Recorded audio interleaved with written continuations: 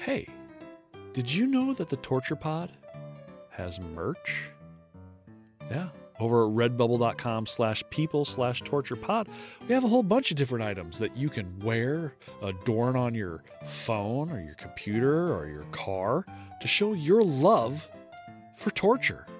We have Brazen Bull t-shirts. You can have the torture logo on a mug. Guild Array on Hat Day on a hat, if that's what you choose. Welcome to La Tumba shower curtains. I mean, literally, anything you want. iPhone cases with sort your fucking life out on them. I mean, how much better does it get? And remember, all Pride merch sold, profits go directly to the Trevor Project. So you're also helping people in the process of showing your love for the podcast. So go to redbubble.com/people/torturepod. And as all the kids these days say, get your fit on, bro. I don't know if that's what they say or not. I'm not cool.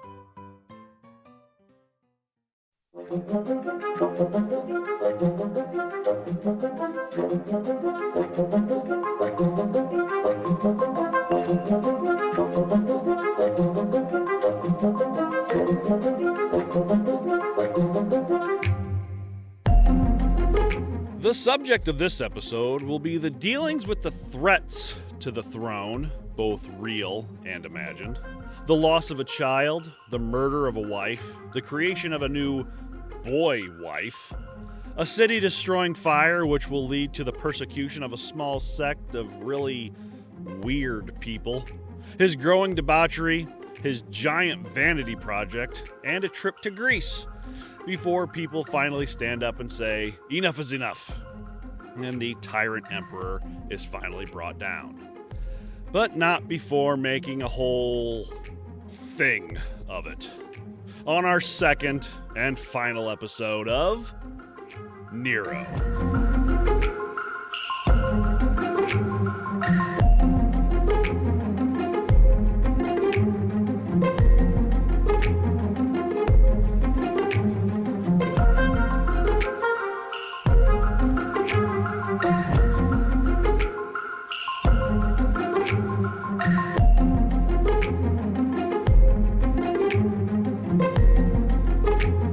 I'm Kevin Young. And I'm Sarah Koenig from the hit podcast Serial. I don't know if I can put that in. We might get sued. I am not Sarah Koenig from the hit podcast. And Serial. This is Shittown. I wish.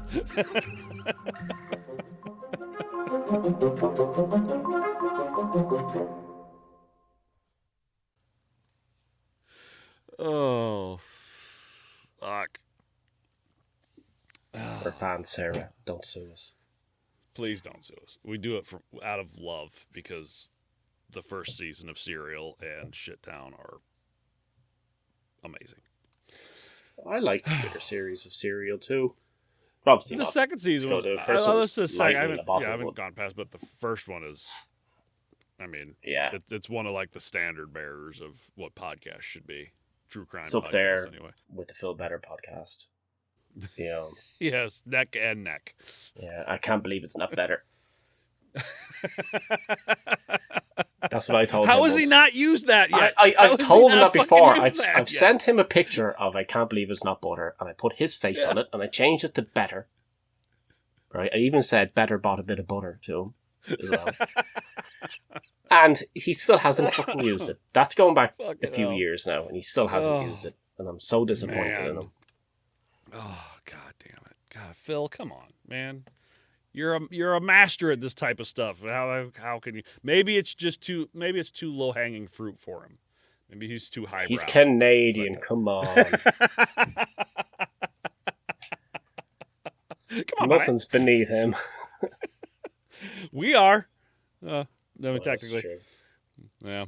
That's true. Yeah, he's very, very, very, very busy man. So he is. He had so many interviews last week. He forgot who they all were. Yeah. On the day. And Well, he's got the It's like, I just interviewed studio, somebody. yeah. I can't remember who they were, but it's great. Well, he does the smart thing is he like batches them. He gets all his shit done all kind of at once, and then go listen to the Phil Better podcast. Invest in yourself and all that. Our good friend Phil. Phil's a good man. Yeah. If you're looking to get into podcasting or you're looking to make some money off content creation and all that, go listen to Phil. I'd love to just randomly call him during one of the episodes here. Just be like, "Hey, Phil, you're now officially an unofficial special guest today." Hey, buddy. We'll have to do it when we're covering something maybe even darker and more painful because he is just the most squeamish motherfucker. Yeah, he is. Yeah, you can't talk about anything with him unless he's the one doing the squeamish things. In D&D. He was all. You're telling me they cut these people's feet off? Yeah, Dan. Phil, that's what the podcast's about. Yeah, coming from the guy who used the severed troll's penis as a salt shaker. Yes. You know. God. Oh, hell. Anyway, how you doing, Dan? What's going on? Good. All good. And you? Oh, just living the dream. Saw Superman while we've been out. I loved it. Saw Jurassic World. It was okay. That's kind of what I expected. Yeah, it's a oh my god, dinosaurs, and then everything's okay, and then oh my god, dinosaurs, and everything's okay. It's got some of the freakiest fucking dinosaurs that they could create, that obviously did not exist because it takes place on a experimental island and all this shit. I'm not gonna give too much away, but how many islands do they have? That's what I want to know. There's Jurassic islands all over the place apparently. Like it was in Indonesia or something like that, isn't it? Like they're just like, hey, it's all as many on the islands equator. as possible. Everything's on the everything's on the equator, and they explain that in the movie. So I'm not saying don't go. I would go see it, but Superman, I would say see in theaters. It's definitely worth it. Jurassic World, you could probably wait for it to go home. Either way, I've had that fucking I'm a punk rocker from Iggy Pop stuck in my head for the past week. Yeah. I can't get away. I've listened to it a few times. I can't get away from it. So it's a really fun song. And it's a James Gunn movie, so that's the type of music that's all through Superman. And I had a really good time watching it. My wife didn't like it near as much as I did, but I had a really good time watching it. So I'll watch it at some stage. Yeah, never been a big fan to warrant going to see in the cinema. I'm not a Superman fan at all. He's one of my least favorite superheroes because he's the fucking Boy Scout and he's the so overpowered that like a rock can take him out, but that's it. Whatever. It's probably the reason. His one weakness, Dwayne Johnson. Like. A glowing green Dwayne Johnson. But I've never been a Superman fan. He's just never been an allure to me. But they did Superman, I think, really well in this one. They made him relatable, and David Corn Sweet or whatever his name is does a fucking phenomenal job. So go see Superman if you got nothing else to do and you want to. Good. It's 2 hours or so. David McCorn's wet. That's what it is. Poor David. His corn is saturated. That's all right. I liked Smallville, all right, but that's about the only, and it wasn't even that amazing. Yeah, you know what I mean. It was enjoyable. It was a good idea. I think you would have fun with this. You probably wouldn't. It's not like top tier Marvel for me. It's mid tier Marvel, but it definitely it's definitely a James Gunn movie. So if you like the Guardians of the Galaxy movies and stuff, you'll probably if you like Peacemaker, you'll like this, I think. And Peacemaker is fucking phenomenal. Do you really want to taste it?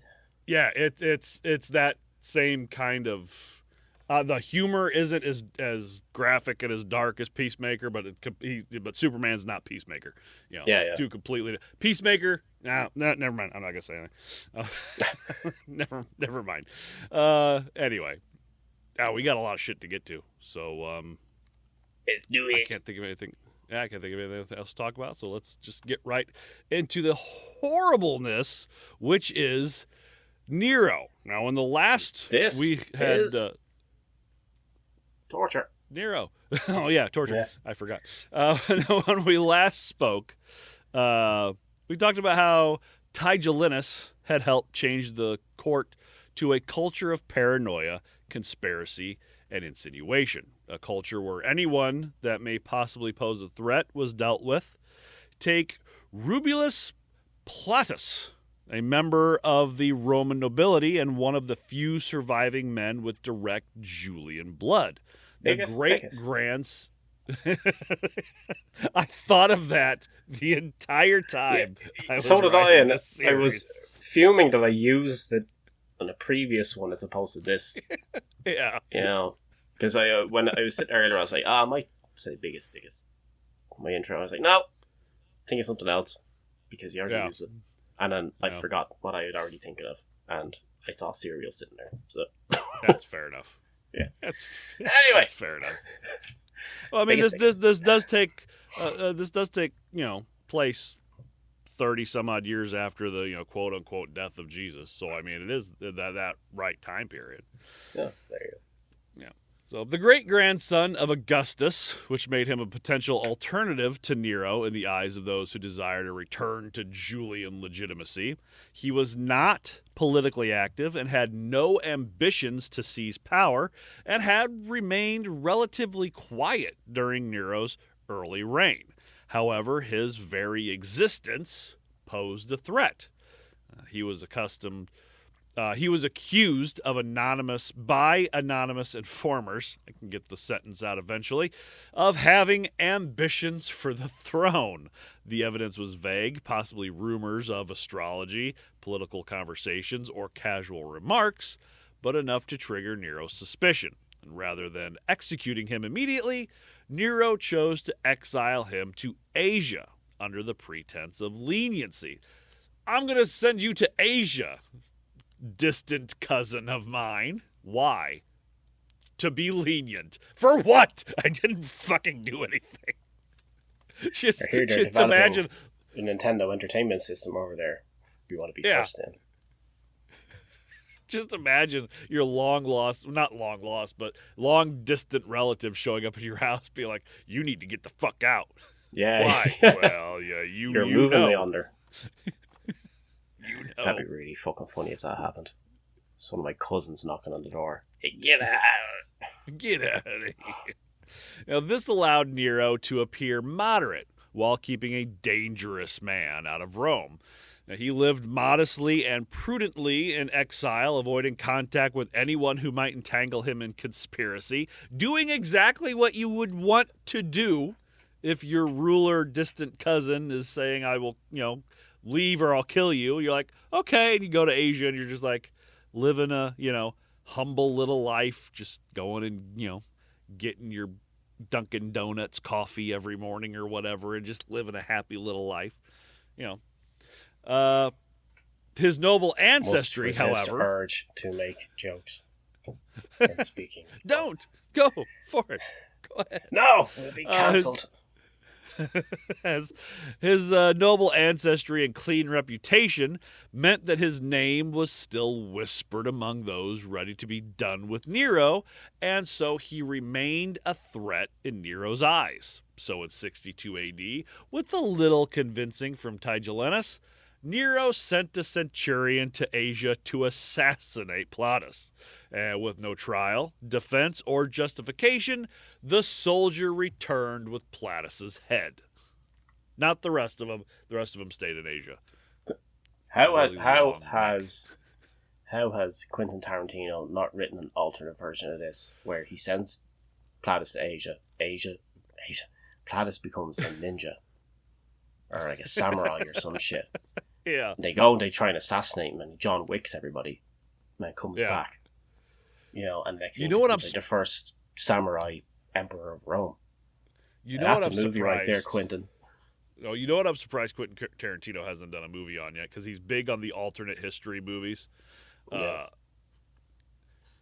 assassination of Abraham Lincoln.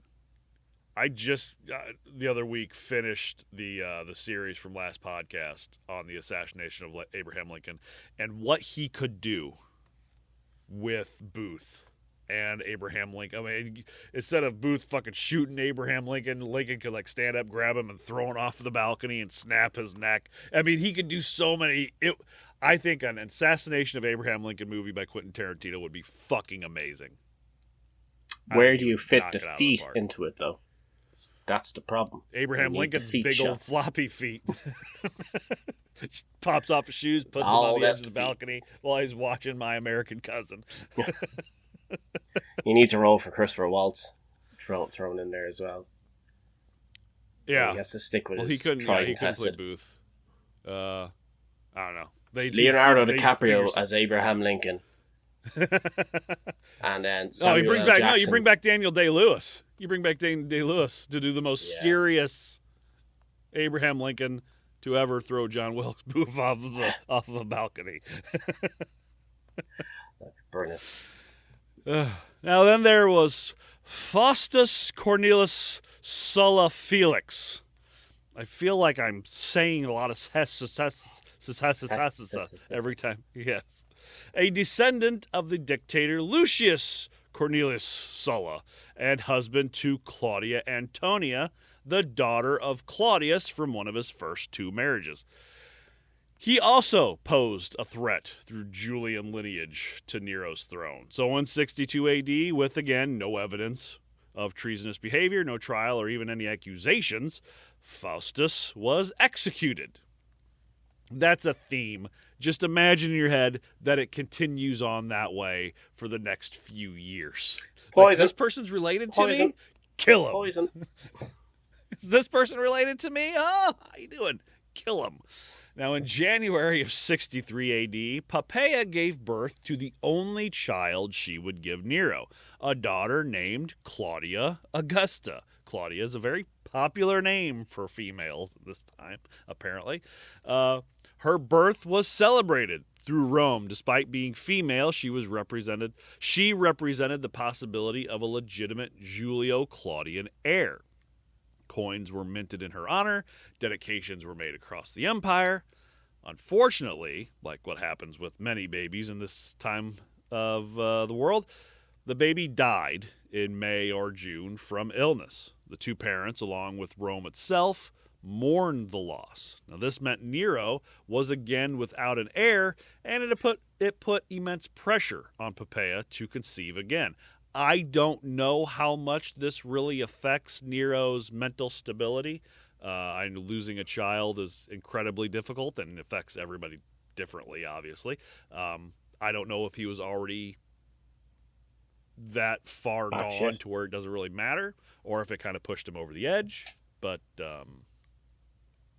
later that night, not quite. Everything. But speaking of which, the most famous event to happen in Nero's rule began on July 18th, 64 AD, at the shops near the Circus Maximus. Remember some of the places I tell you here for the next minute or so. It means the shops near Circus. Yes, I believe that's what it means. Maximum Circus. It's like a Stephen King novel. Maximum Circus. That's like a one of the most movie. One of the most densely populated areas in the city, packed with wooden buildings, market stalls, and narrow, winding alleyways.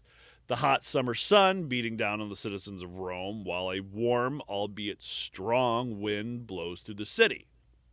A spark. No one knows for sure how it started, or where it came from, or who, if anyone, was to blame, but a spark was lit in one of the most flammable areas of Rome. And I'm not talking figuratively like a spark of derision or revolution. I mean an actual spark that would quickly engulf the entire district in flame. Obviously, the samurai emperor sitting there having a cigarette, looking all cool. Slow motion. He puts on his sunglasses.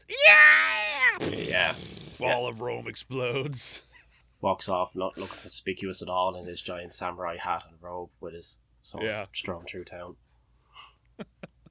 Says something cool in Italian or Latin or whatever that we don't understand. It'd be Japanese at that stage. It might be Japanese, yeah. Now, the fire leaping from building to building before any coordinated effort could contain it, Rome, for all its glory and technology, lacked an effective firefighting infrastructure, mostly just watchmen with buckets and axes. Buildings collapsed, and panic among the citizens further hindered any organized response. Looting and chaos added to the confusion. Over the course of the next 6 days, residential districts, temples, and public buildings all burned to the ground, ravaging more than half of the city's 14 districts.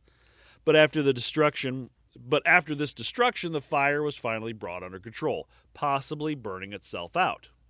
Then, as by some cruel twist of fate, the fire reignited itself in a different part of the city, the Esquiline Hill. It burned for 3 more days. In all, 80 to 90% of the city was hit by the fire. Now, there's always been the saying that Nero played the fiddle as he watched Rome burn, or that he watched the fire from his private stage at the gardens and sang about the burning of Troy, dressed in theatrical costumes. But these stories are almost completely made up. By all reports, Nero was conveniently at his villa in Antium when the fire broke out, but returned quickly when the extent of the damage became known. Hundreds dead, thousands homeless. And Nero acted decisively and generously after the fire, organizing relief efforts, opening his own gardens and palaces to the homeless, arranging for food supplies and shelter, launching an ambitious reconstruction project with wider streets, height restrictions on buildings, fireproof construction material, which all sounds great until you ask the question, how did it start to begin with? It wasn't long before the rumors began to swirl that it had all been started deliberately.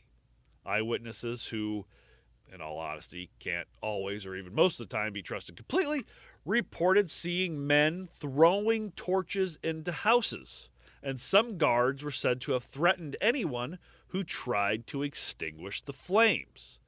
And the fact that the first 6 days of the fire didn't do the entire city in, but then the next 3 days after it started back up did, well, this gave rise to the theory that someone in authority wanted the city to burn.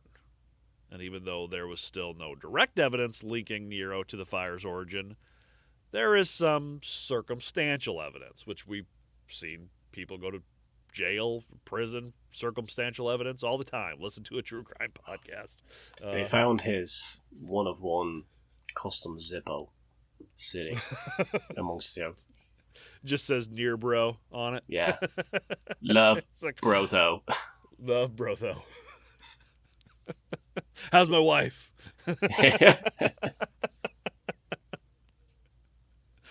Like, well, he had talked about wanting to clear out the slums and open space for public gardens and palaces and construct new monumental architecture, expressing a desire to redesign Rome entirely. It was his guard that were allegedly keeping people from putting out the flames. He just happened to be out of the city when it all started. Not to mention that his approval numbers were pretty much at ground level, and being the emperor that came to the rescue of so many in their time of need could really help get him more support from the people. And then there was the Domus Aurea, or Golden House, a vast private palace complex stretching from the Palatine, which is right next to the Circus Maximus. It would stretch to the Esquiline Hills, where the second fire reignited. Coincidence? Oh. Now, this was a project he had wanted to do allegedly for a long time. Give himself a palace that stretched over 123 acres of Roman land. That's a big fucking palace. Including up to 300 rooms, manicured gardens, private bath complex, an artificial lake, a rotating dining room, and gilded architecture. elaborate Who's this guy think he is? frescoes. Donald Trump. Yeah. Liberace. Elaborate frescoes, mosaics, and sculptures. And according to ancient historians, one of its halls had a rotating ceiling that scattered perfumes and flower petals on guests. I can't even imagine how in 63 AD any of that is possible. You sprayed opium Without in your face as you walked in. You thought the room was spinning. That's all it was. That's a possibility. Eat these mushrooms. Yeah. The lights. Yeah, look up. Lick this toad. Hypno-toad. He even had a bronze statue of himself as Sol, the sun god, at its entrance, called the Colossus of Nero. And he couldn't quite do all that with the shops and houses already there. Not without massive pushback or possible riots. But if the land was devastated by fire, well, then he could just seize large portion of the burned city. And this would fuel further suspicion that not only was he benefiting from the disaster, but possibly even started it. Now, Nero obviously felt the suspicion and hostility growing towards him, so he did what any great leader does. Found a scapegoat. I was going to say, yeah, shift the blame. Shift the blame. I know you all think I had something to do with this, but it was them! Get him! Yeah. Kill! I know, it was a great guy. Yeah. Really, really great guy. Yeah. Great guy. It was him. We had the best fires. Exactly. With some bad men, it was the Jews. With others, it's the Mexicans. For Nero, it was the Christians, at the time, small, unpopular, and poorly understood sect in Rome. I wish most of that was still true for the Christians. Yeah, it's kind of ironic. It's not the world we live in. Now, they're the ones with the 100 and something acre palace. That's no country. Shit. All over the place. They are everywhere. He accused them of arson with no evidence and began the first state-sponsored persecution of Christians in Roman history. The Christians to most Rome. I don't like a lot of what he did, but he's persecuting those Christians, so he's got my vote. Yeah, he's doing a damn good job of it, too. Didn't do Nero 2028. Vice it's President pretty much Brozo. who we got now. He's already there. Now, the Christians, to most Romans, seemed like a radical offshoot of Judaism, known for their secret meetings, refusal to participate in Roman religious rites, and the worship of a crucified criminal. Who the fuck does that sound like? Of course, the criminal they worship now hasn't been crucified yet, but, you can always cross your fingers. They didn't honor the emperor as divine and refused to take part in sacrifices to the gods, which marked them as dangerous atheists and enemies of the state. And this all made them the perfect target. So Nero seized the opportunity, accusing them of deliberately setting the fire, and Christians would be arrested on the spot en masse, tortured into confessing with whips, burning, branding, crushing, mutilation, psychological torment like threatening families or executing victims in front of one another. They were forced to name others, leading to a wave of executions. Wave of executions! All I can think of is wave of the future! Anytime I say wave of anything.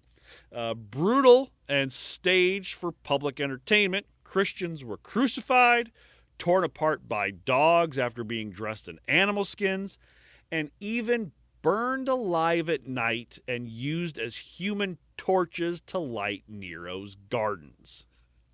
It's so peaceful out tonight. Oh my God! I mean, just listen to the birds. Oh, it hurts so bad! And the crickets. Oh my God! I mean, using live burning bodies to light your gardens can't be very peaceful. I mean, I guess for Nero it might have been. It can't be very peaceful with all the screaming. No, so you imagine like the neighbors, like, well, he's having a barbecue again. Oh God, Nero. Jeez. He's lighting the torches. He's out in his garden again. He's like your man, and 28 years later, just fucking piling up corpses. The smell. But they weren't thrown to the lions in the Colosseum, because the Colosseum hadn't even been built yet. Consequently enough, the Colosseum, where it sits, is actually inside the artificial lake that used to be in the Damas Aurora.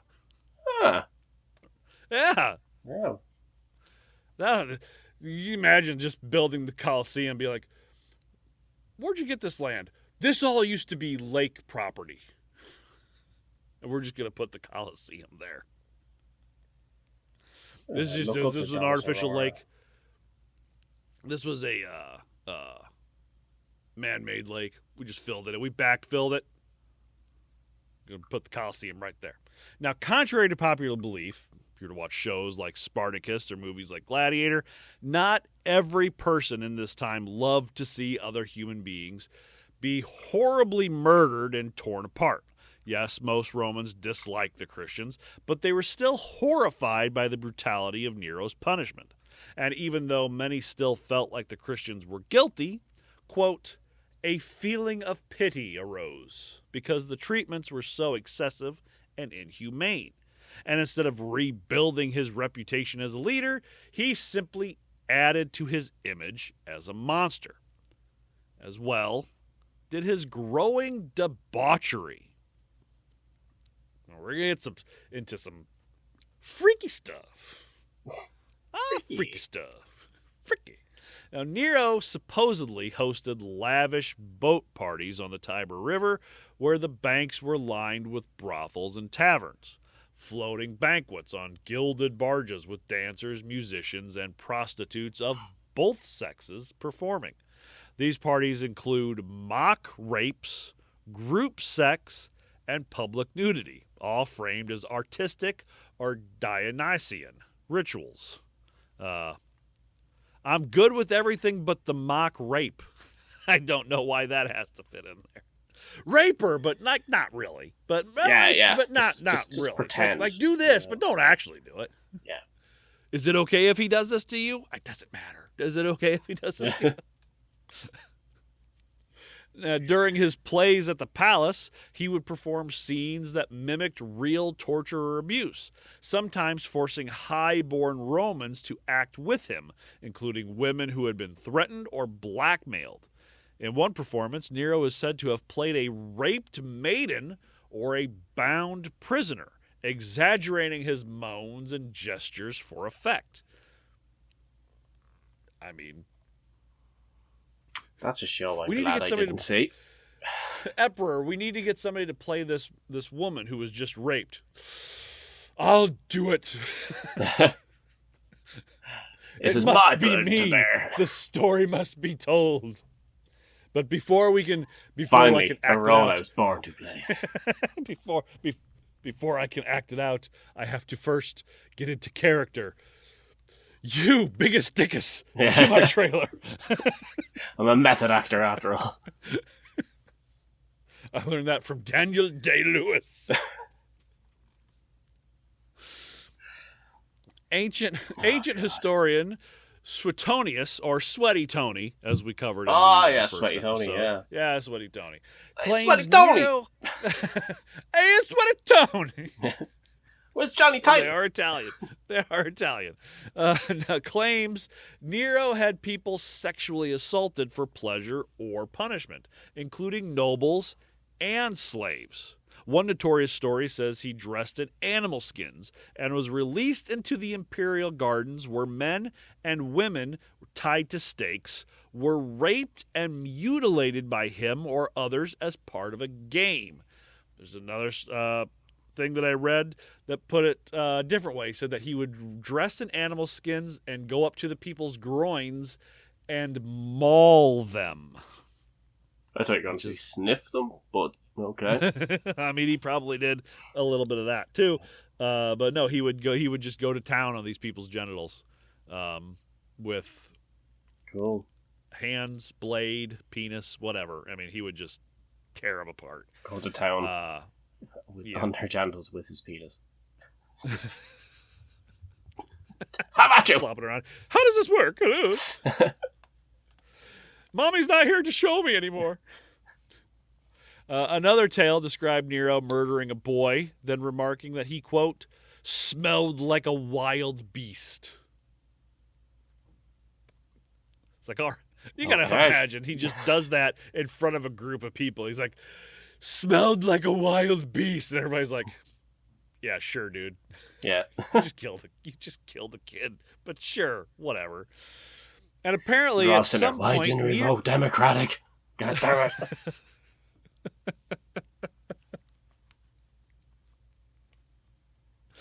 I mean, this is ridiculous, but did you see all the flowers falling from the ceiling in the hallway? It's amazing.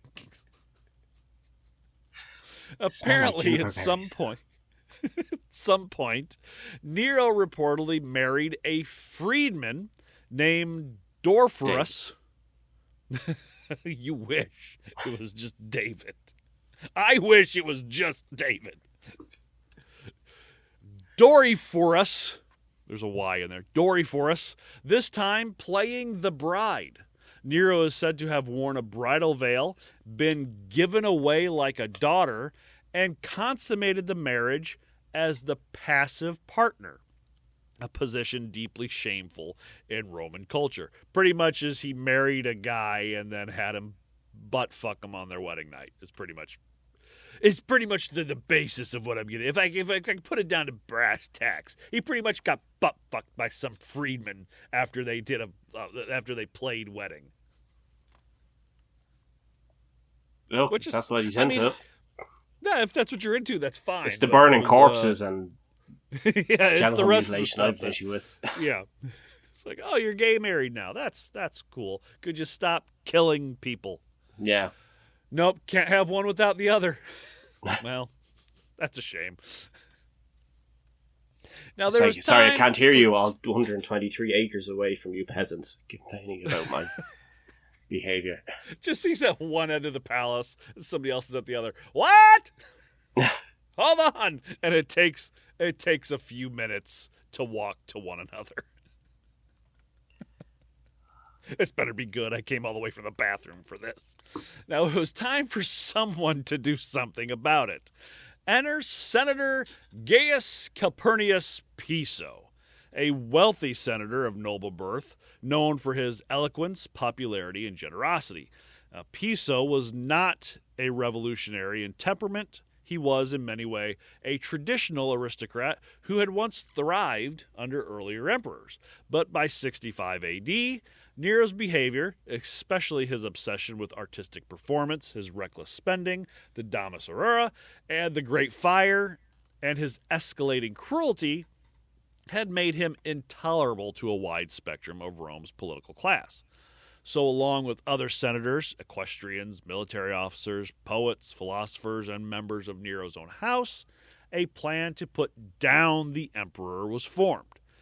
They decided that either during a public performance or while he traveled between his palace and the theater, Fenius Rufus, the co-prefect of the Praetorian Guard, who had been pretty much pushed out of the position by Tigellinus, would assassinate Nero.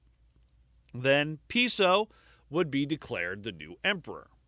Some of the versions of the plot also included taking out Tigellinus and a few other loyalists. Unfortunately, before the plan could move forward, a freedman named Milicus overheard the plan and informed Tigellinus, hoping for a reward. Tigellinus moved quickly, arresting and interrogating those that had been ratted out. I was going to say, he totally ratted out the Judean People's Front, son of a bitch. But not the People's Front of Judea. Ah, they're over there. Yeah. They're over there. Splitter! Now, under torture and fear, suspects began to confess and name others. Some involved, some not. Dozens were implicated. Piso himself was arrested and ordered to commit suicide. It was our crucifixion episode that you did the bits with. So that fit just as well as it would here. Please tell me that guy's name. That guy Piso, his surname was Cake, because that would be fucking amazing. Piso Cake. Yeah. It's gonna be easy. It's gonna be, and then it just shoots to a picture of him. Yeah. Dozens were implicated. Piso himself was arrested and ordered to commit suicide. For the next few months, Nero launched an aggressive... No, do it. No, I don't want to. But we can't do it. Oh. See, we're at an impasse here, gentlemen. You won't convince me to do it.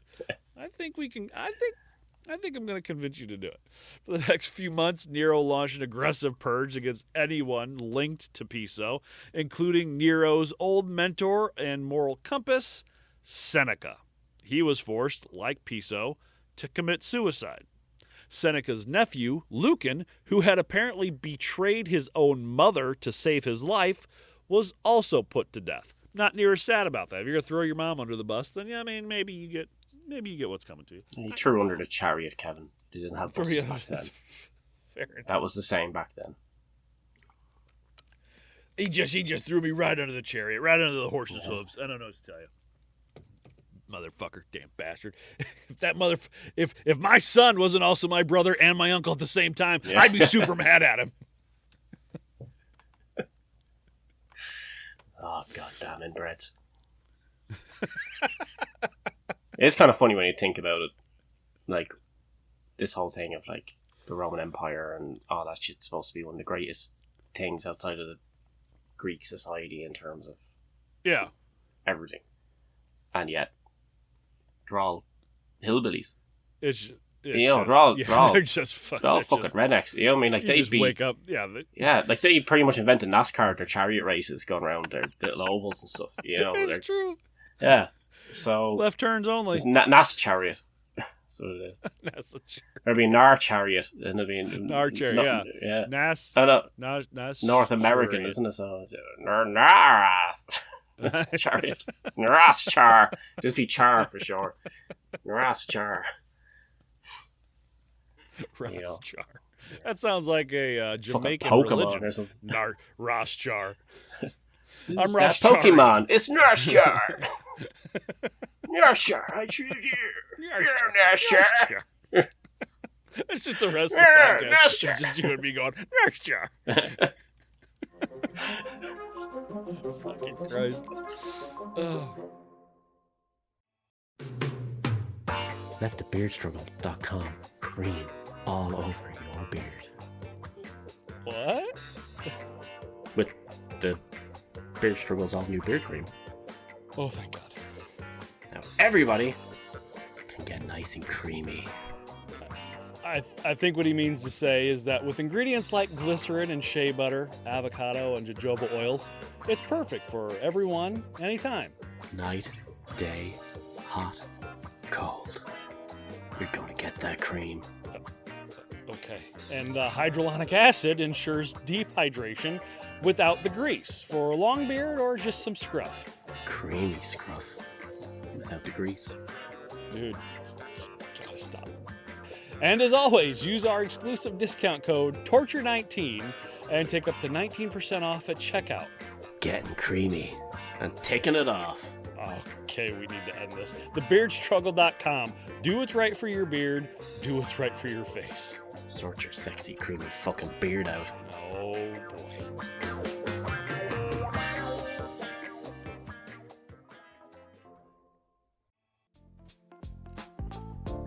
Today's episode is brought to you by podup.com.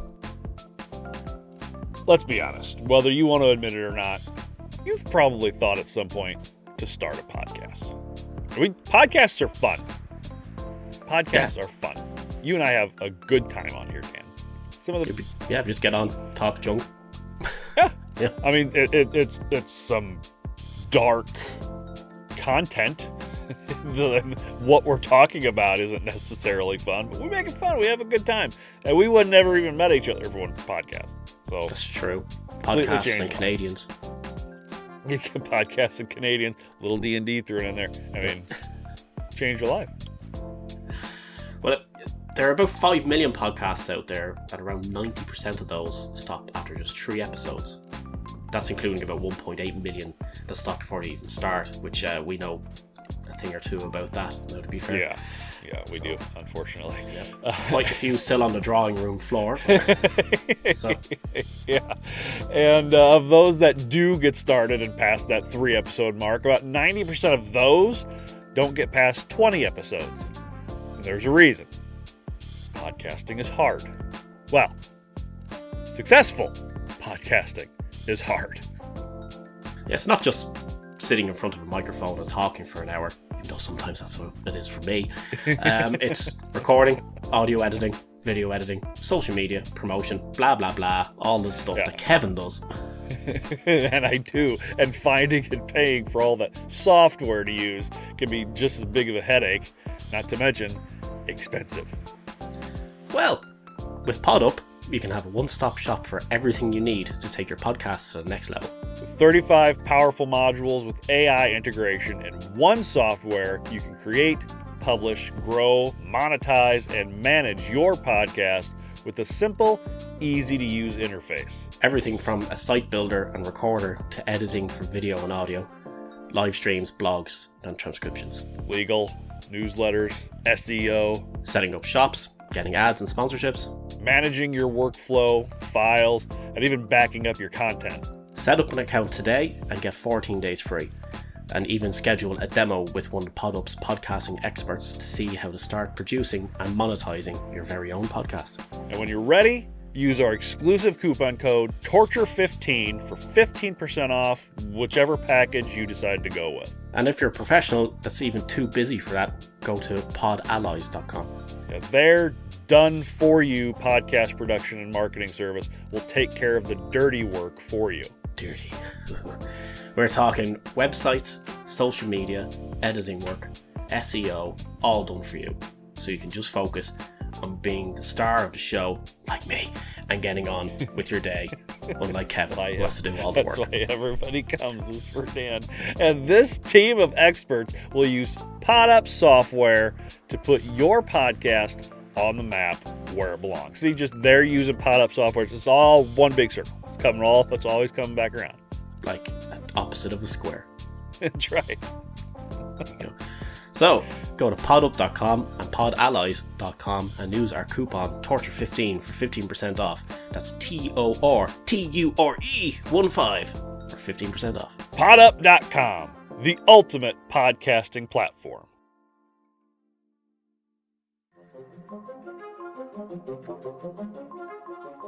A courtier known as Petronius was denounced and took his own life after writing a scathing satire of Nero, which he left behind as a parting insult. Rufus, the co-prefect, was executed, leaving Tigellinus truly alone to lead the guard, and Subrius Flavius, one of the most vocal conspirators, was executed after condemning Nero to his face, declaring he had become a chariot-driving actor. And everybody in the crowd went, "Ooh, sick burn." You hear what he just said? Fuck yeah. And your mama. That's it. You just call him a truck-driving redneck. Well, you know. Pretty much. Yeah. Your mama only took right turns. Haha. Yeah. Boom, zing, got him. Yo, mama's so fat. Your mama. Hey, that's my sister. You're so overweight. That's my sister you're talking about. Yeah. And my aunt. And my aunt. And my daughter. Now, this conspiracy unleashed a new wave of informers operating freely under Nero and Tigellinus. Anyone could be accused of disloyalty. Trials would be based on rumor, jealousy, or revenge. The Senate was emasculated, and elite families stopped speaking openly, avoiding public office, or simply fled from Rome altogether. This also led to Nero becoming even more paranoid and delusional. He had fits of temper and violence. And when an insecure man has fits of temper and violence, the person that normally takes the brunt is usually the wife. Now, this was no different for Nero and Poppaea. Yeah, that summer, after the conspiracy came to light, either in a fit of rage or during an argument, sources are torn, Nero allegedly began kicking a pregnant Poppaea over and over again in the abdomen until she died. Classic Nero. Classic Nero.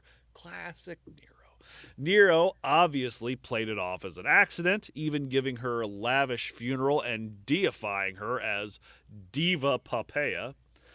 There is evidence that Nero actually felt a sort of grief or guilt over the loss of his wife as he went to extreme lengths to recreate her presence.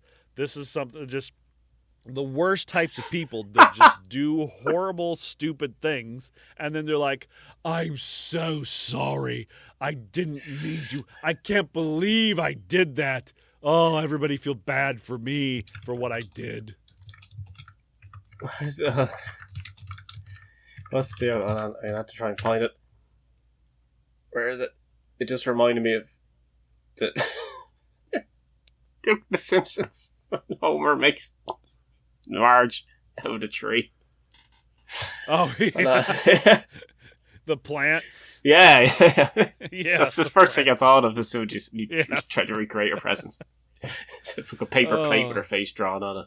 Stuck on a bush. Yeah. He runs over and starts kicking the tree. If only Nero had gone the way of Homer Simpson. He goes a much more disturbing route. I've created a replacement that's superior to her in almost every way. Yeah. Yeah, well, he recreates Poppaea. Enter Sporus, most likely a stage or nickname for a 13 to 16-year-old boy. Most likely a slave or freed slave, probably Greek. He was noticed by Nero for his soft, feminine features and his striking resemblance to Poppaea.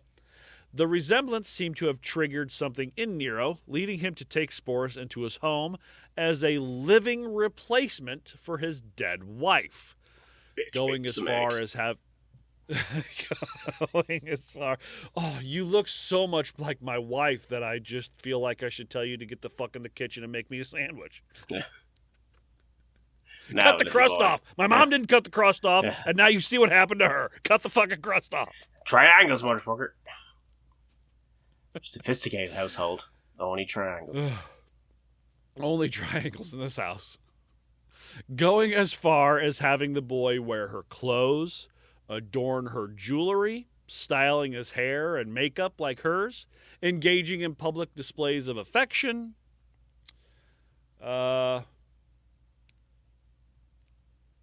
having him forcibly castrated. Wow. Yeah. You will be my wife. You look just like her, so you will live with me and then act like you are my wife. Okay, well, how far are we taking bigger than mine, so get rid of it. It's like, how far are we taking this? Yeah, you'll see. I mean, I would just do my hair up, put on some makeup. That's going to be part of it. I mean, who are the doctors? What are they here for? Yeah, with the gardening shears. They're not the doctors, they're the gardeners. You know, have some people, like with belly buttons, some people have an outie and some people have an innie.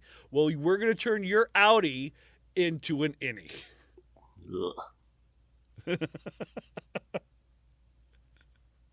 They even went as far as having a mock wedding ceremony.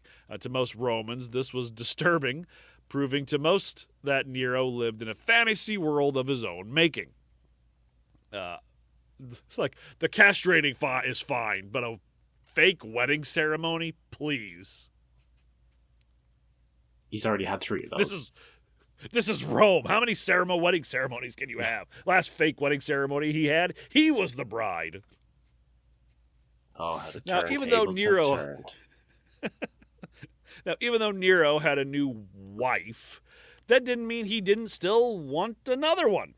And as we should know by now, that just because a woman is married doesn't mean she's off the table. So Marcus Valerius Vestinus was a wealthy and distinguished man who served as consul. He just so happened to be married to an elegant and beautiful noblewoman of high rank named Statilia Messalina. So without any real justification, Nero forced Marcus to kill himself. Like, hey, you, kill yourself. Why? Yeah. Your wife is hot. That's pretty much all it was. And I looked everywhere. I was like, what justification did he have? Why did he have him do this? Was it a treason or something? I couldn't find anything. It was just another one of those. Yeah, he just wanted him to kill himself, so he forced him to kill himself and took his wife. I mean, all right. Now, once he was dead...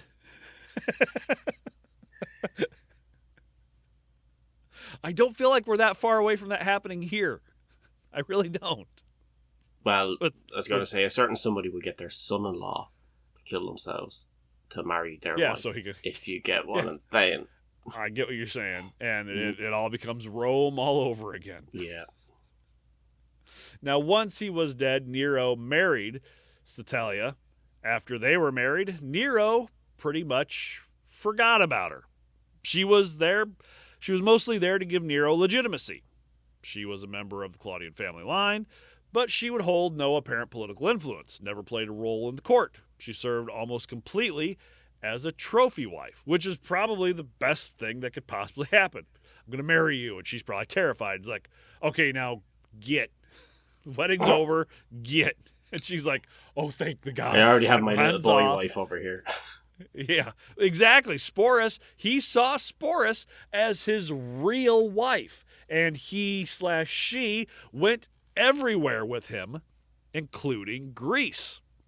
So in 66 AD, Nero decides he really wants to lean into this whole artist and actor thing, and he decides to go on a grand tour of Greece. He frames it as a cultural pilgrimage when it was really just a massive please love me campaign. Hello, Greece. Aren't I great? And everybody's like, fuck you. He's like, no. He's like, Mr. B, they lift their middle fingers towards me, and he's just out there going, yes, hello. It must be how you say hello in Greek. Yeah.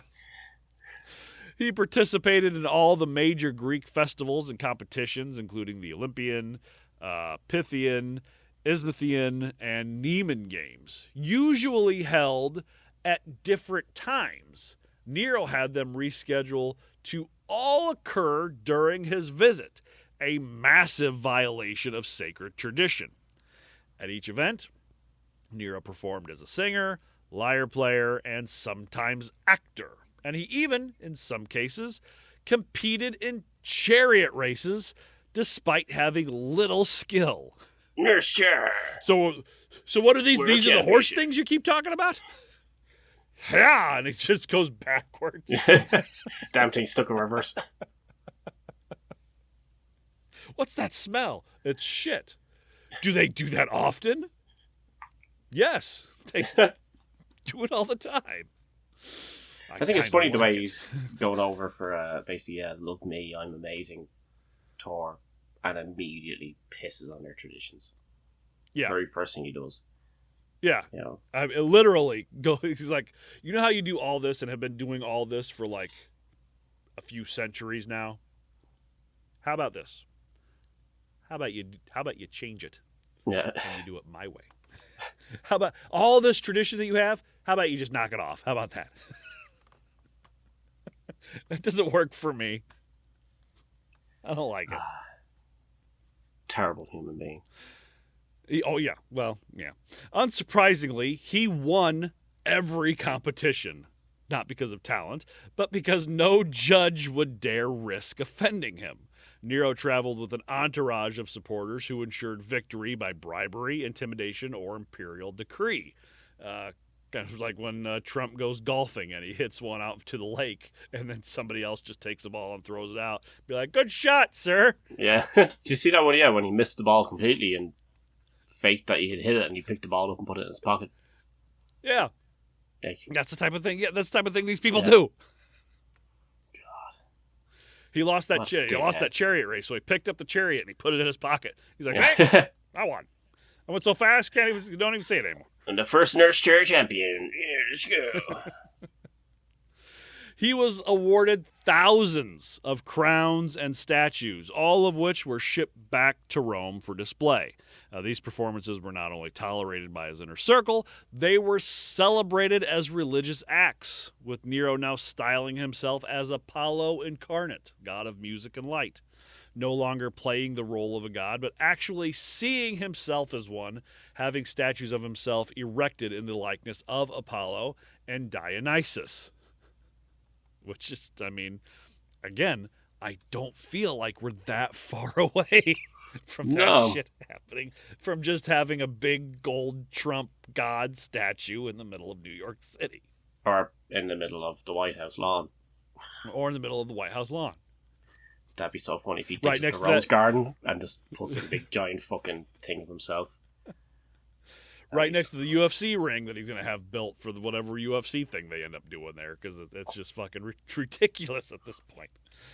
Now, by the time he returned to Rome, he had collected over 1,800 victories in musical and athletic contests, entering the city in Greek robes and a golden crown, staging an elaborate procession through Rome, humiliating the aristocracy, forcing senators to attend recitals and games, and anyone that failed to show the proper enthusiasm could be exiled or killed.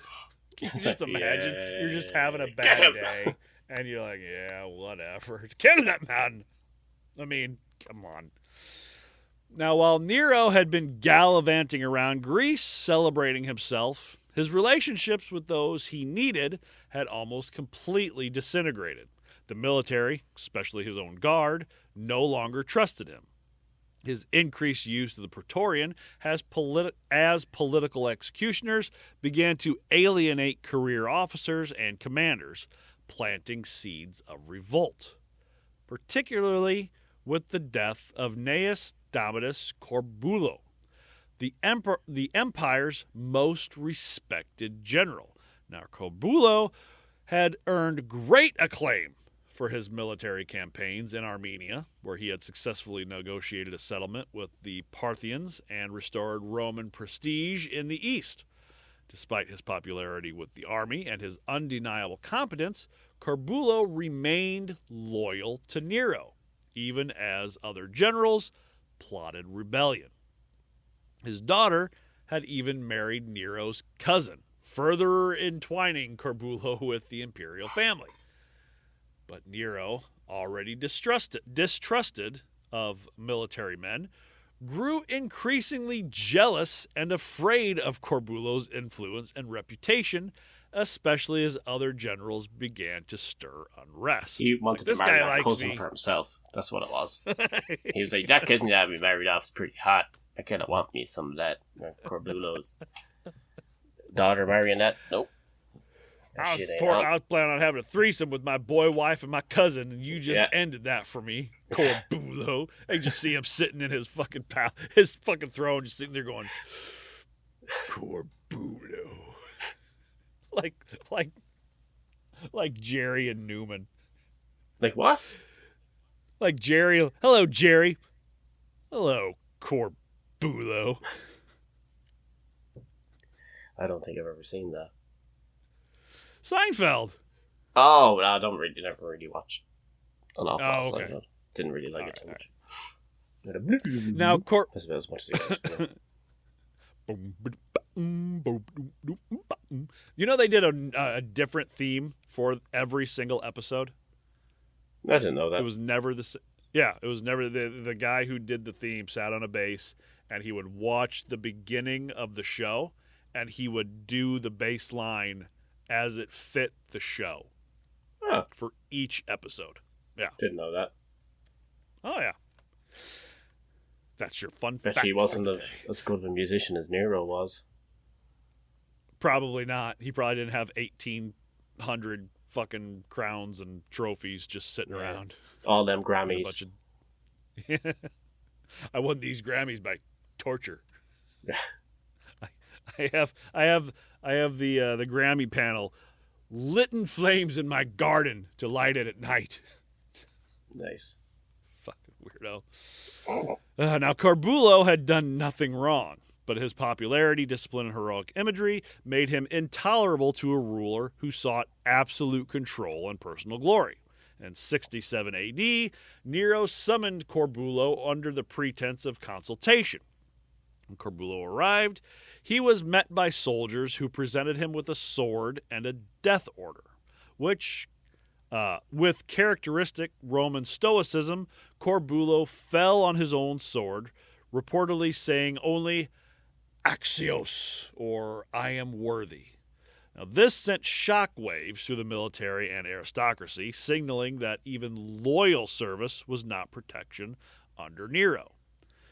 He began heavily taxing the provinces for elaborate and financially draining architectural projects, confiscating estates from wealthy Roman citizens on made-up charges of treason, diverting funds from things like soldiers' salaries and frontier defense, melting down religious statues, and temple offerings. Now, all the things that he had done before, everybody's like, this is ridiculous, but, it is what it is. But now he starts fucking with people's money. Soldiers aren't getting paid. Wealthy people are having all their estates and money taken from them. Imagine that. It's like, so this Nero guy, he's killing women, children, raping people, burned down half the city, fucking every member of his family, murdering everybody else, taking his best friend's wife. Yeah. Killing anybody who's actually anyway close to him. Everybody's like, it's okay. He's raising tax by 2%. Get him! No! Son of a bitch! Fucker must die! Yeah. God. He took my summer home. I still have my winter home and my autumn home, but he took our summer home. We must kill the bastard. So many said enough was enough. One such person was the Romanized Gaelic noble and governor of Gallia Lugenesis, or Central Gaul, Gaius Julius Vindix, who in early 68 AD openly rebelled against Nero, issuing a public proclamation denouncing Nero as corrupt, immoral, and unfit to rule, calling upon other governors to join him in restoring liberty to Rome. Now, this little uprising didn't succeed militarily speaking. Loyal legions marched south, and Vindix was killed. However, like most major historical events, one small thing leads to much bigger things. I mean, like the spark that started that fire? This time, it's a figurative one, not a literal one? Yeah, exactly. God, we've gone full circle yet again. I'm glad, man. You pay attention. Glad. No, because even though Vindix was put down, his idea wasn't. His actions and message had reached Spain, where a more serious threat to Nero was forming. In April of 68, Severus Sulpicius Galba, that's exactly what I thought too. Always. Always. Do you hate Nero? Always. Can you say anything other than always? He's just him walking around his palace. Always! The respected governor of Hispania Tarraconensis, Spain, after calculating the strength of the discontent within the empire, formally declared rebellion and proclaiming himself as legate of the Senate and people of Rome, a proclamation that was both anti-Nero and pro-Senate, which attracted support from other provinces. Please tell me that signage that said "near no" on it. Near, yeah. Near no to near bro. Near no to near bro. Just everybody in togas, just chanting outside the palace with little signs made out of parchment. What do we want? Near no. When do we want it? Now. We want it near now. near now. Now, initially, Nero dismissed the uprising, more concerned with finishing a musical competition and preparing for a new round of performances. They want to do what to me? Oh, I don't care. I need to finish rehearsing Rockstar. Yeah. He's catching up on Annie, Friends get your marathon. gun. That's what it was. We're gonna be performing Hello Dolly next week, and I gotta get that solo down. By early June, news had reached him that Gaul and Spain had both turned against him. The Praetorian Guard was being courted by Galba's envoys, and many in the Senate were secretly in contact with the self-proclaimed legate. So on the 8th of June, Galba was officially declared a public enemy by Nero. In turn, the Senate declared Nero a public enemy on the 9th. The same day, the Praetorian Guard abandoned him. Nice. So you see, it's all coming. There it is. It's all coming to an again, something that we can hope for in the near future. The next day, Nero woke to find his palace almost completely deserted. No guards, no senators, very few friends and supporters. So Nero panicked, and in disguise with a few remaining freedmen, including Sporus, he hopped on a horse and rode through the night. He looked everywhere for asylum, but none of his former loyalists would take him in. Fucking, you love me today, you hate me tomorrow. Yeah. Fucking fair weather friends. Yeah. Finally. Let's be honest, supposed to be my friend. He probably like slept with all their wives and stuff and murdered their it's like children. you raped my wife. Yeah. You raped my wife. What do you want me to do about it? What? You're still harping on that. It was like a week ago. Get over it. She's fine. How's the baby, by the way? Finally, he was taken to a small villa outside Rome where he hid in a storeroom, spending his night cowering in filth as he listened for the military to show up. He talked obsessively of how the world would mourn his death and how he would be remembered as a great artist and how his performance might live on. Just being insufferable.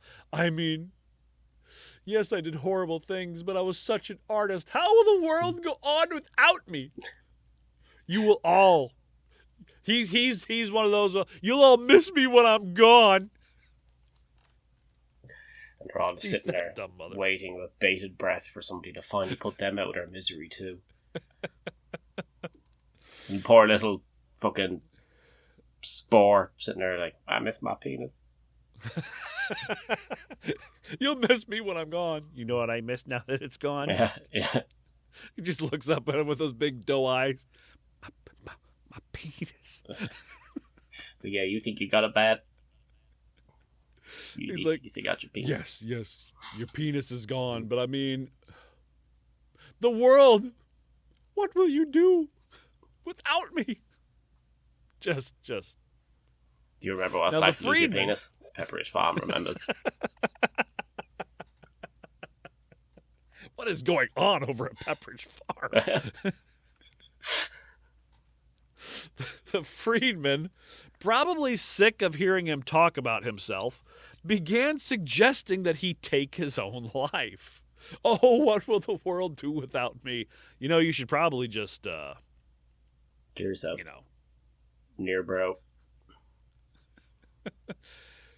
Yes, I could, but what about the world? I mean, we'd be okay. We'd get by. We'll manage somehow. Yeah.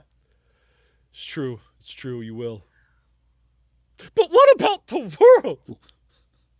We'll write epic songs about you, Nero. We'll write epic songs about you. And one day, epic songs. You will get covered on the #1 hit podcast about torture that is called Torture. And that is done by a forever. Midwesterner and Irishman. Yes. Yeah.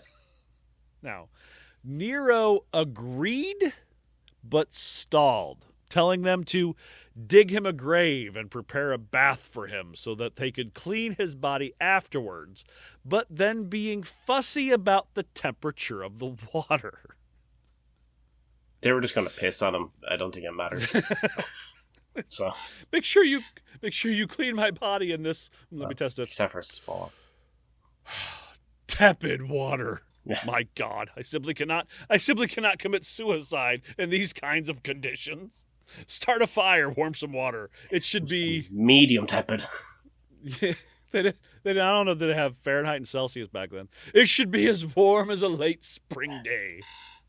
Not an early summer day. Sporus. There is a difference.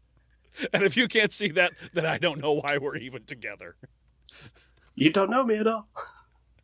It's too hot. That feels like July. I'm looking for maybe April.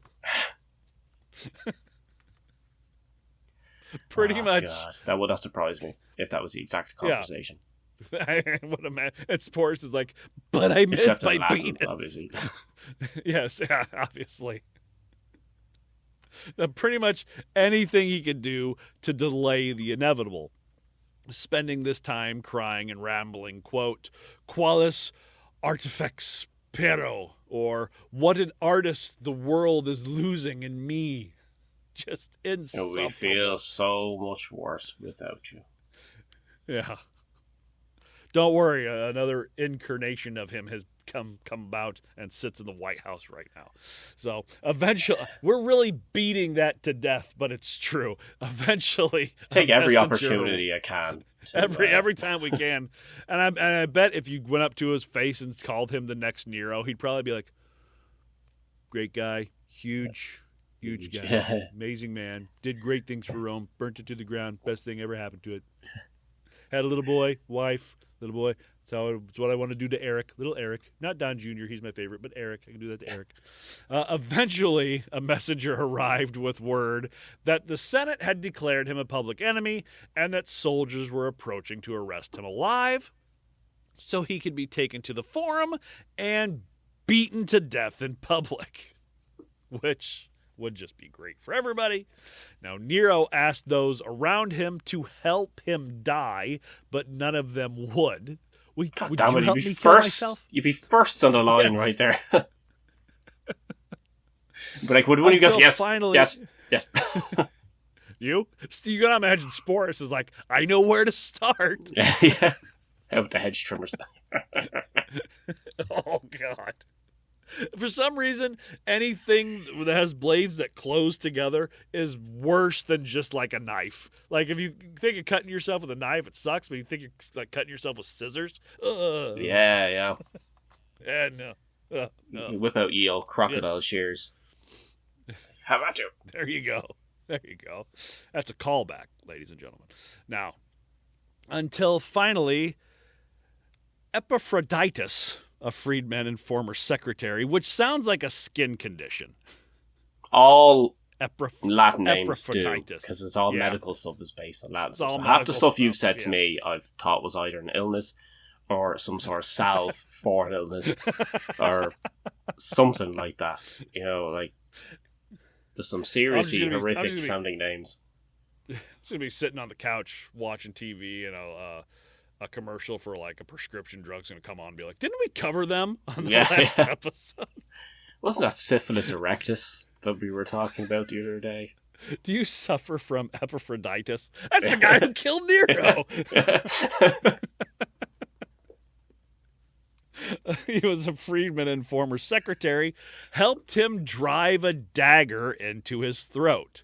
Now, this didn't immediately kill him. He was still alive enough to let out a scream, which I imagine was like Ned Flanders. Does he got you? The exact thing I thought of immediately. That's the first thing I thought of when I wrote it. I was like, oh, it's got to be Ned Flanders. She alerted the arriving soldiers of where he was. They burst into the room just in time to hear his final words, quote, "Hu qualis fidelitas," or fidelitas. Too late, this is fidelity. So on June 11th, 68 AD, at the ripe old age of 30, with no heir or plan of succession and the end of the Julio-Claudian dynasty, Lucius Domitius Anabarbarus, a.k.a. Nero, Claudius, Caesar, Drusus, Dramaticus, finally did the best thing he could and died.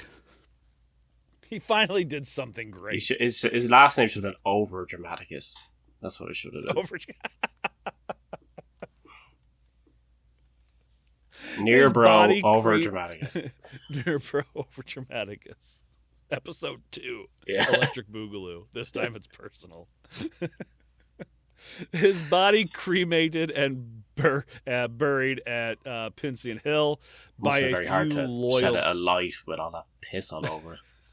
Yeah, no It's shit. guaranteed that body was saturated by the time it got there. I can't imagine the things they did to that fucking body. Sporus alone. Yeah. Is he dead? We must cremate him. Can you wait like 10 minutes? They got a few I pieces have from something him. I need to Yeah. do. He just cuts it off. He puts it on himself. He's like, it's back. He's shaking it around. It's back. It's about a quarter the size it used to be, but it's back. It's so small. Now, cremated and buried at Pincian Hill by a few loyal freedmen, including his boy wife Sporus and his former girlfriend Claudia Acti. I called her Claudia Act in the first episode. I got her name right. It was Acti. Without honors. It's actually said that Claudia paid for the cremation and the burial herself. She was with him through this entire thing. She was kind of we don't really talk about her except for the first few minutes of the first episode. But she was one of the very few constants he had through this entire time. She was just kind of there for support. Almost like a therapist. He could go and talk to her, and this is a therapist he would have sex with whenever he felt like it. But she was with him through the whole thing. I found the ugliest picture I could of him. Of him? I found a really bad picture of him. That's actually a statue. It's easy to find a bad picture of him. It's hard to find the worst. I thought this one was pretty bad. But it's not great. I don't know. I think the ones with the chin beard or the neck beard are the worst. I made a new word. It's called equalize. It's a word I invented. Artist. I like to sing. Now, this would throw the Empire into chaos, culminating in the Year of 4 Emperors, which would, ironically enough, include his old friend Brotho, by his husband, who would serve as emperor for a short time in 69 AD. He actually took in Sporus and had him continue to be treated publicly as a woman. Then when Otho was replaced by Roman general and politician Aulus Vitellius later that year, when he took his army and marched against Otho, pushing him out of power and forcing our poor Brotho to kill himself, it was reported that Vitellius had planned to use Sporus in a public performance where he would play Persephone being raped by Pluto. Cool. Faced with this this horrifying fate. The role of a lifetime. Sporus committed suicide. And you got to remember, Sporus is only between 16 and 20. So, yeah, it's not great. Poor Sporus. Now, faced with Sporus committed suicide, Vitellius would actually be seen as the new Nero, and after only 8 months on the throne, would be dragged through the streets of Rome, beaten, mocked, and tortured to death. He would be taken to Gemonius Stairs, where many disgraced figures were executed and killed publicly. His body was thrown into the Tiber, a dishonorable end and symbolic of complete disgrace. Now, as for Tigellinus, kind of the man behind the man, Galba, who took the throne first after Nero's death, removed him from power, and the Senate demanded his execution. However, Galba spared him, reportedly because Tigellinus had helped him restrain the guard during the transition, though many scholars think that he actually bribed or blackmailed his way out of the death sentence. For a while, when Vitellius came into power, Tigellinus was officially accused by the Senate and condemned to death, and in late 69 AD, Tigellinus, much like his cash cow emperor, slit his own throat. Did he, though? Did he though? Ty Gilletis didn't commit suicide. Signs all over the place. Release the Ted Gilletis papers. Report files, yeah.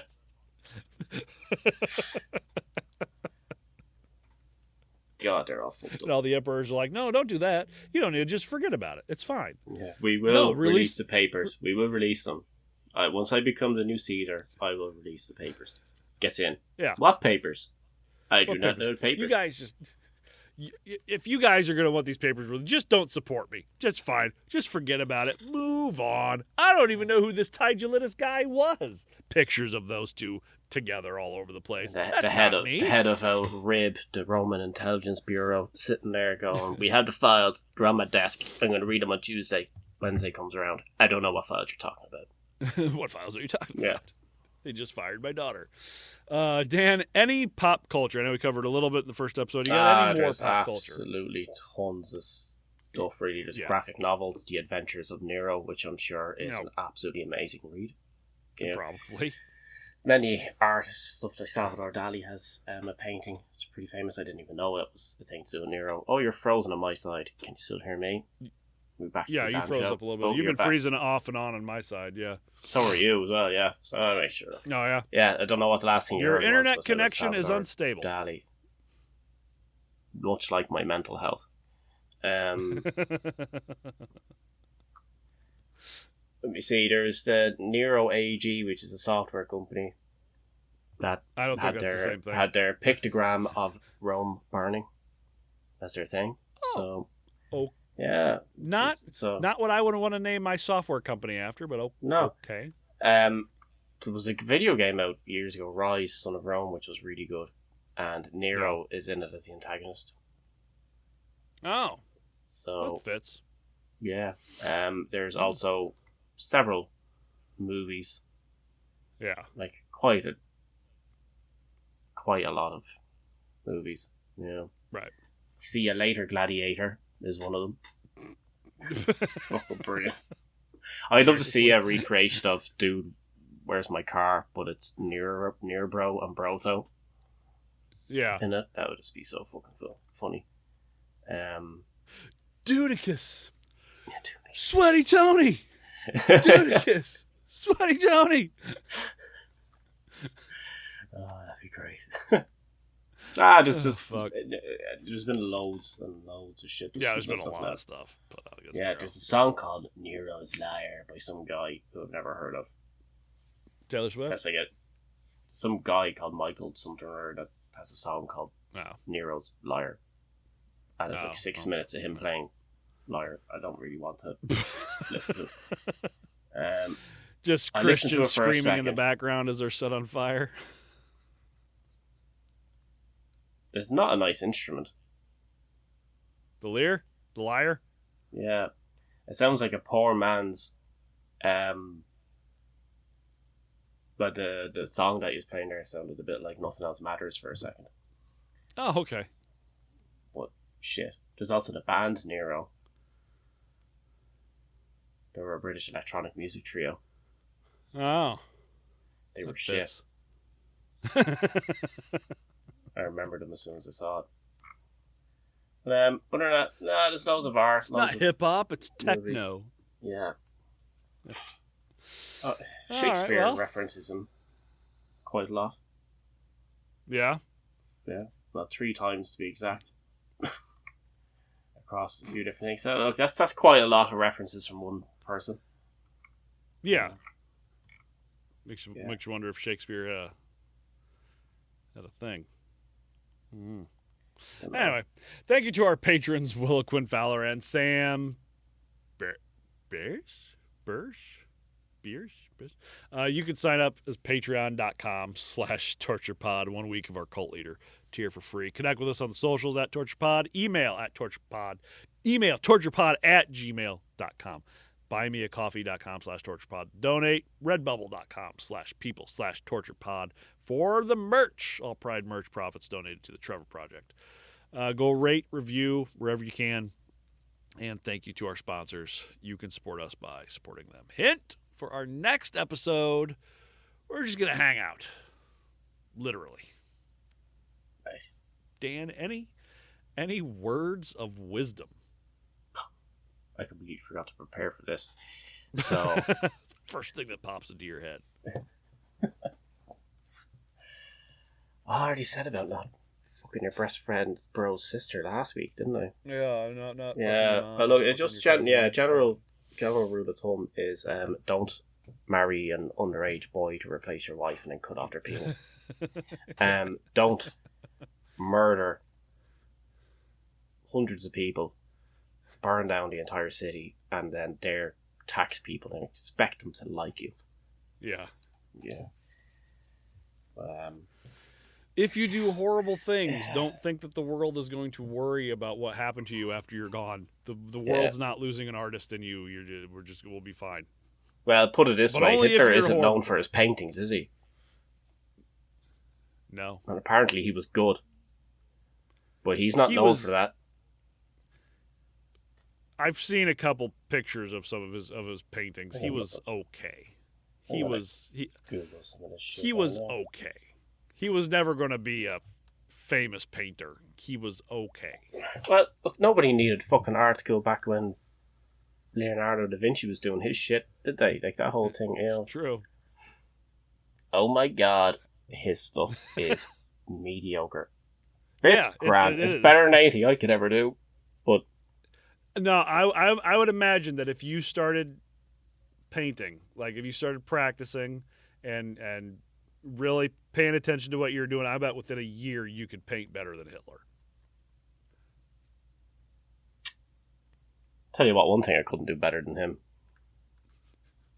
Genocide? Yep. I mean, exactly the word I was thinking. Say all the horrible things about Hitler you want, but he knew how to do one thing really well. Yeah. And he always had a final overcompensated. Solution. Yeah, overcompensated. Oh shit! You can go visit the tomb and the remains of Nero's villa. Yeah, there's still some of it left. We can go to the tomb in Rome. It's closed at the moment, apparently, for a while. But they were doing work. Ironically enough, they're probably doing some type of construction. Yeah. So that's kind of, yeah. And if you want to go visit the Domus Aurora, or Aura, or however it's pronounced, pretty much just go to all of Rome because it covered the whole fucking city. Oh, so yeah, well that's kind of what I meant. But there are sections of it still remaining. Yeah. Right next to the Colosseum that you can go to. It was pretty much. Cool. It was like most of it was demolished and it was covered up, and then it was refound in during the Renaissance. Yeah, you can see that the domey thing. What looks like that hall in part of it too. Which is really cool. I'm assuming that's the hall, but yeah. So if you want to go and you want to pee on Nero's grave, you can do it by the looks of things. You wouldn't be able to get close enough to it, but why not? They should let people just go up to Nero's grave and piss on it. Just put a toilet right there. Yeah. Put the piping right down through where his ashes are. Fuck that guy. Fuck that guy. That would be so fucking funny. Oof. It would be. It would. So yeah, that's my word of wisdom for you now, guys. Go piss on Nero's grave. Go piss on Nero's grave. There you go. Oh, shit. All right. Hope everybody enjoyed the little series. We'll get back to our normally scheduled torture stuff next time. Okay. Take care of yourselves and take care of each other. We'll see you. Ciao. I'm going to say to everybody what Bohr said to his penis. Goodbye. Goodbye.